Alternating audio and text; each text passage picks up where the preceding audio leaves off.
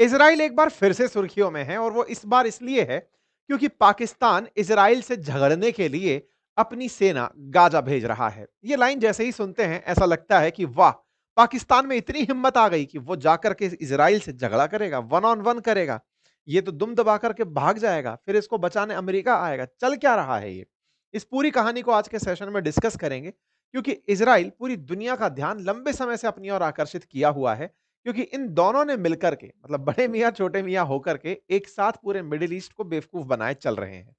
इन्होंने इनके कहने पर एक प्लान बनाया कि चलो 20 सूत्रीय प्रोग्राम दो इन लोगों को ताकि गाजा के ऊपर ट्रंप इनडायरेक्टली शासन करें और दुनिया को यह विश्वास दो कि दुनिया वालों तुम्हारी निगरानी में सब होता रहेगा, लेकिन पूरा गाजा खाली ये कराएंगे, राज ये करेंगे, मिडिल ईस्ट को केवल तालियां बजानी होंगी। हालांकि मिडिल ईस्ट के जितने भी देश हैं वो डायरेक्टली इनडायरेक्टली अमेरिका पर अब इतने निर्भर हो चुके हैं कि वो इसराइल को अंदर ही अंदर हर तरह से स्वीकार करते हैं। लेकिन मिडिल ईस्ट में ना पड़ने वाला एक देश जो कि पाकिस्तान है, वो इस समय अपने आप को बड़ा ही खूब तरीके से अमेरिका का प्रेमी जता रहा है। मैं ऐसा क्यों कह रहा हूं? हाल ही में जब इजराइल और ईरान के बीच में झगड़ा हुआ, तब ये भाई साहब निकल कर आए और ईरान वालों से कहा हम तुम्हारे साथ हैं भैया, तुम संघर्ष करो। इसी बीच में सऊदी अरब बीच में बाहर आता है जब कतर के ऊपर इजराइल वाले गोला दागते हैं, क्योंकि इजराइल इन सबको कंट्रोल करने के लिए अमेरिका का बिठाया हुआ देश है, यूं समझिए अब आप। तो इजराइल ने जब कतर के ऊपर गोले फेंके तो इधर की तरफ से सऊदी अरेबिया को लगा कि यार, जब कतर, जहां से सेंटकॉम ऑपरेट होता है, अमेरिका का सेंट्रल कमांड बैठता है, वहां पर भी अगर इजराइल वाले गोले दाग दे रहे हैं तो सुरक्षित कोई नहीं है। तो सऊदी वाले गए पाकिस्तानियों के पास कि तुम यार इतनी हमसे भीख लेकर जाते हो, सुरक्षा में कुछ तो कहो। बोले सर चलो हम आपके साथ एक एग्रीमेंट कर लेते हैं, कल को आपको कोई संघर्ष की स्थिति पैदा होगी, आप हमारे साथ रहना और हम आपके साथ रहेंगे। हालांकि ये एग्रीमेंट टूटते हुए आपने और हमने देख लिया, जब पाकिस्तानियों को अफगानियों ने कूटा तो ये बेचारे शांति की अपील करते हुए दिखाई दिए। लेकिन फिर भी पाकिस्तान दो दुश्मन देशों के भी एक साथ काम आने वाला देश बन गया। अचानक इस मुस्लिम वर्ल्ड के अंदर ऐसा देश बनकर आया जिसको अपने आप एहसास हुआ कि मेरा न्यूक्लियर वेपन अब मांगने के अंदर भी काम आ सकता है, लोग उसकी इस वजह से रेस्पेक्ट भी दे सकते हैं। खैर, फिलहाल के लिए चर्चा यह है कि इन सबको देख करके अब पाकिस्तान के अंदर एक कॉन्फिडेंस आया है कि साहब ये तो सब कहीं ना कहीं कॉम्प्रोमाइज कर गए, क्योंकि न्यूक्लियर बॉम्ब मेरे ही पास है, इनमें से किसी के पास नहीं है। ऐसे में अगर मैं अपना न्यूक्लियर बॉम्ब ले जाकर इसराइल के सामने खड़ा हो जाऊं तो मेरी बड़ी वाहवाही होगी।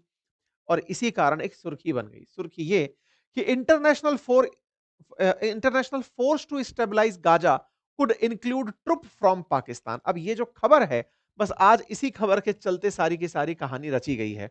ये Israel, the times of Israel नामक अखबार है, इसने खबर लिखी है कि गाजा के अंदर जो फोर्सेस आने वाली हैं, इंटरनेशनल फोर्सेस, उसमें पाकिस्तान शामिल हो सकता है। अब आपके दिमाग में आएगा ये इंटरनेशनल स्टेबलाइजेशन फोर्स का क्या कंसेप्ट है, आइए इसके बारे में भी बताते हैं।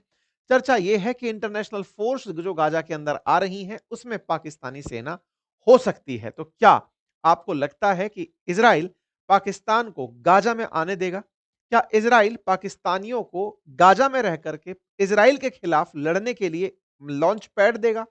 इन सारी बातों का आज के सेशन में विश्लेषण होगा।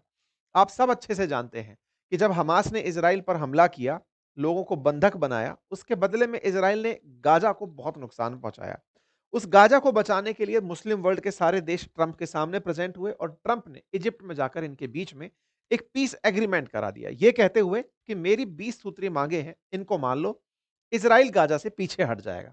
गाजा से हटने के नाम पर इजराइल ने एक येलो लाइन खींच दी कि मैं यहां तक पीछे हटूंगा, इसके बदले में इन्हें हमारे बंधक छोड़ने होंगे।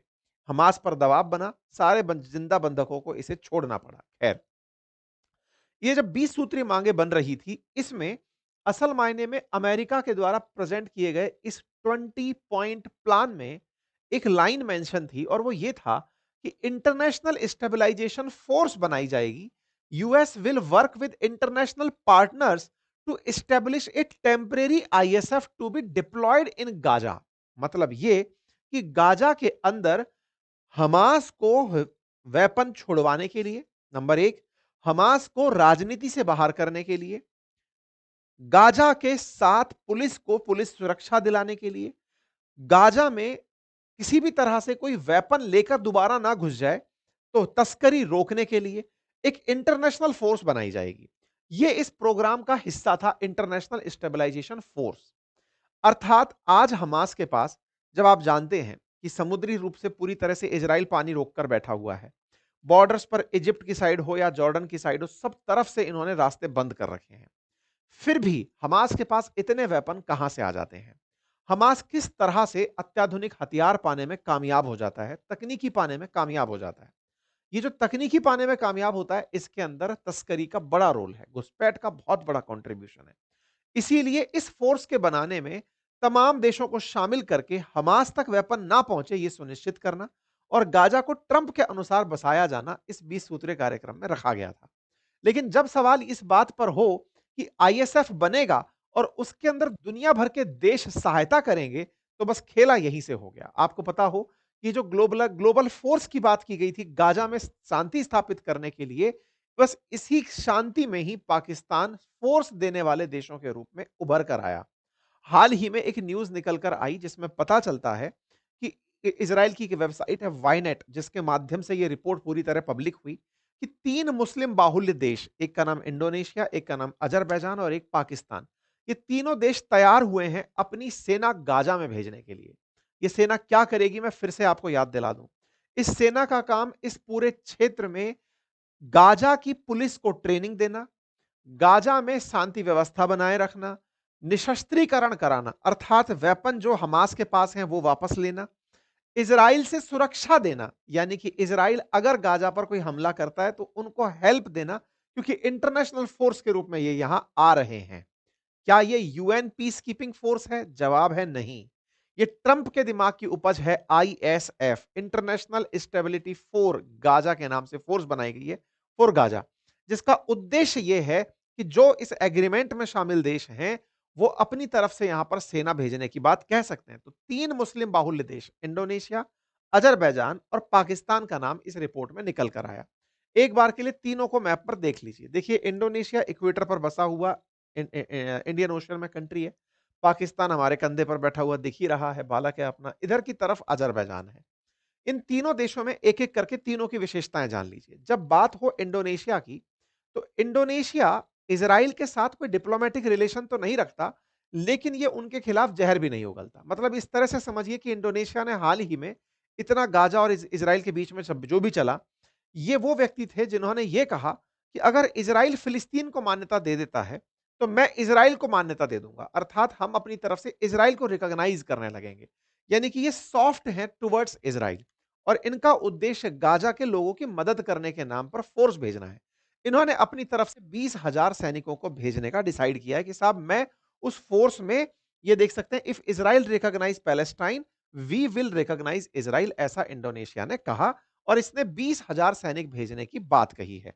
आप तारीख आज के हिसाब से 27 तारीख की कटिंग देख रहे हैं, जिसमें Indonesia TNI confirm readiness to support peace mission in Gaza. Indonesia खुल करके अपनी फोर्स भेजने के लिए तैयार हो गया है। अब आते हैं दूसरे देश के ऊपर, जिसका नाम है अजरबैजान। साथियों, अजरबैजान है तो पाकिस्तान का मित्र राष्ट्र। भारत के केस में हम इसे थोड़ा क्रिटिकल पाते हैं क्योंकि कश्मीर मसले पर यह पाकिस्तान का राग गाता है।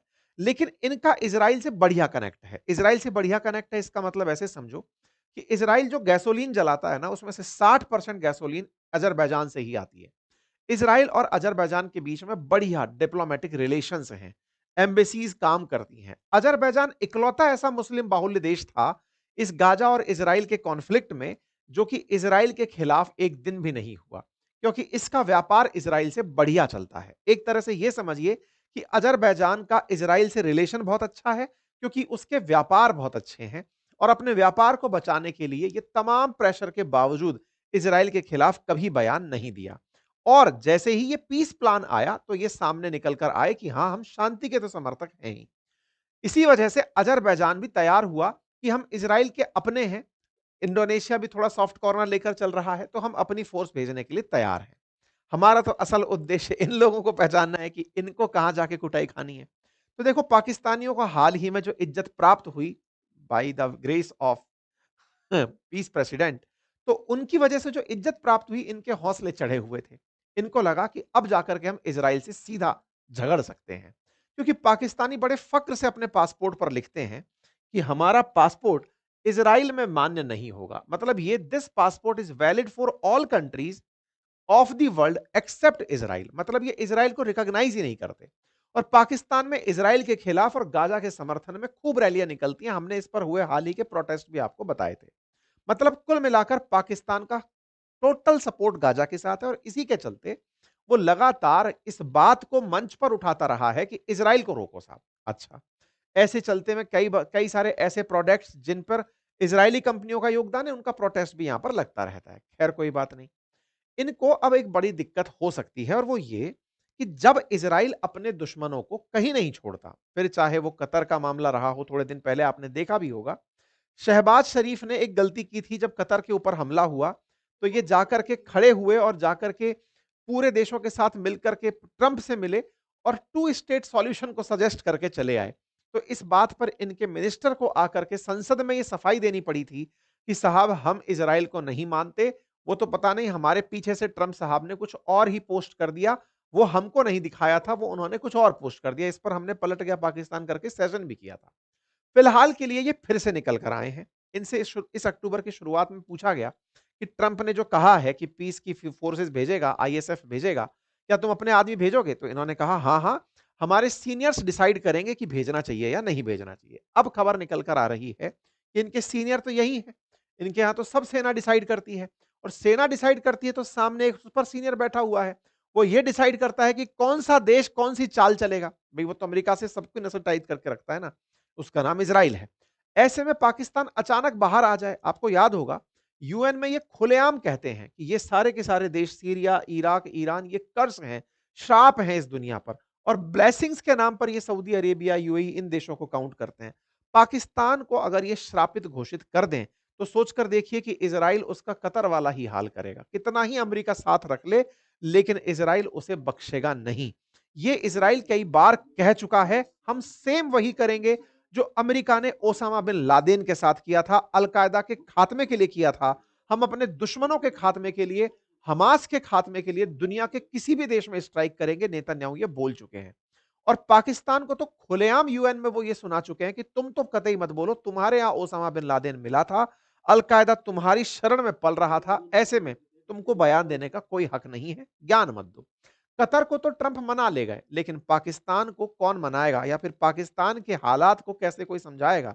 ये अपने आप में एक बड़ा विचित्र सवाल होगा। इस बात को इससे समझिए, हाल ही में इजराइल का पड़ोसी देश है जॉर्डन, उसके राष्ट्रपति ने या कहिए कि वहां के जो राष्ट्राध्यक्ष हैं, उन्होंने किंग हैं वो असल में, उन्होंने बीबीसी को एक इंटरव्यू दिया है आज से 2 दिन पहले, असल में 1 दिन पहले ही दिया है।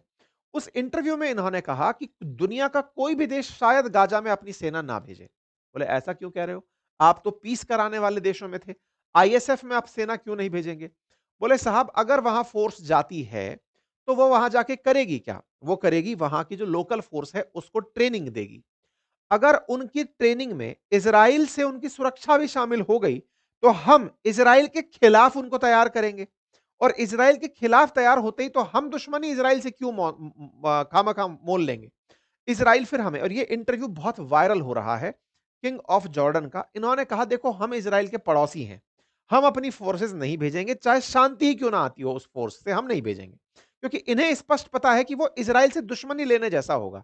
इन्होंने पब्लिकली दुनिया के सामने ये बात अपनी तरफ से रखते हुए कहा कि भाई मैं इस बात को लेकर के बहुत ही ज्यादा अनसर्टेन हूं कि कोई भी देश अपनी फोर्सेस यहां भेजेगा, जबकि एक किंग खुद सेना के साथ में युद्ध अभ्यास करते हैं। इन्होंने अपने आप को इसलिए किनारे कर लिया कि वहां जाने का मतलब है इजराइल से पंगा मोल लेना। अब आप पूछेंगे क्या वाकई में इतनी हिम्मत है इनके अंदर कि ये वहां पर फोर्सेस भेज पाएंगे? तो देखो मैं आपको बता दूं, पाकिस्तान जो भी सोच ले, लेकिन जैसा मैंने आपसे कहा कि मिडिल ईस्ट में होता वही है जो इजराइल चाहता है और नेतन्याहू चाहते हैं, तो इसका ये बयान जरूर सुन लेना चाहिए। नेतन्याहू ने एक दिन पहले ही या आज ही ये कहा है कि इजराइल डिसाइड करेगा कि गाजा में फोर्स कौन से देश की आएगी। ये जब इतने सारे बयान आने लगे कि इंडोनेशिया कह रहा है हम भेज देंगे, अजरबैजान कह रहा है हम भेज देंगे या फिर पाकिस्तान कह रहा है हम भेज देंगे, बोले तुम नहीं भेजोगे, एग्रीमेंट करवाने वाले हम थे, हमने अपने आदमियों को निकलवाने के लिए ट्रंप को इन्वॉल्व किया था। अब इस देश के इस गाजा के अंदर कौन से देश की फोर्सेस आएगी ये हम डिसाइड करेंगे, नेतन्याहू ने पब्लिक कर दिया है। Israeli prime minister Benjamin Netanyahu से Israel will have veto power over which countries can join a plan international security force in Gaza. इसका मतलब पाकिस्तानियों का जो सपना 2 दिन से चल रहा था कि अब तो गाजा में जाएंगे और वहां जाकर इजराइल के खिलाफ खड़े हो जाएँगे और अपनी न्यूक्लियर वेपन ताकत दिखाएँगे। उनको संदेश आ चुका है कि सुनो, तुम डिसाइड नहीं करोगे, डिसाइड हम ही करेंगे। देखो मैं तो बहुत पहले से कह रहा हूँ, मिडल ईस्ट के अंदर ये जो सारा खेल हुआ है, ये केवल और केवल दुनिया को बरगलाने के लिए था। अल्टीमेटली ये पूरी तरह से गाज़ा को कंट्रोल करेंगे, वेस्ट बैंक को कंट्रोल करेंगे और अमेरिका इनके साथ ही है, वो केवल दिखावा कर रहा है। फिलहाल के लिए यही है ऑब्जर्वेशन, बाकी आप लोग इस विषय पर क्या सोचते हैं? अपनी राय ज़रूर बताइए क्योंकि इज़राइल अभी भी येलो लाइन के पीछे खड़ा हुआ है, पूरी तरह से। क्यों खड़ा हुआ है? क्योंकि हमास ने अपनी तरफ से वेपन गिराने से इनकार कर दिया है। 20 मांगों में से जो अमेरिका ने रखी थी, उनमें से एक था कि हमास अपने वेपन हटा देगा। इन्होंने साफ मना कर दिया, साहब हम हथियार नहीं छोड़ेंगे। तो ट्रंप के लिए वो एज़ इट इज़ शर्त तोड़ने जैसा है। 20 जिंदाओं को वापस लाया जा चुका है, आधे मृतक भी वापस आ चुके हैं, तो बंधक लगभग इज़राइल के पास वापस आ चुके हैं। यहां से आगे अब क्लीन स्वीप का ऑर्डर ये दे सकते हैं। मुझे ऐसा लगता है कि आने वाले समय में ये कुछ और क्रिटिकल स्थितियों तक चीजें बढ़ सकती हैं। लेकिन आप क्या सोचते हैं? आप अपनी राय ज़रूर कमेंट बॉक्स में बताइएगा।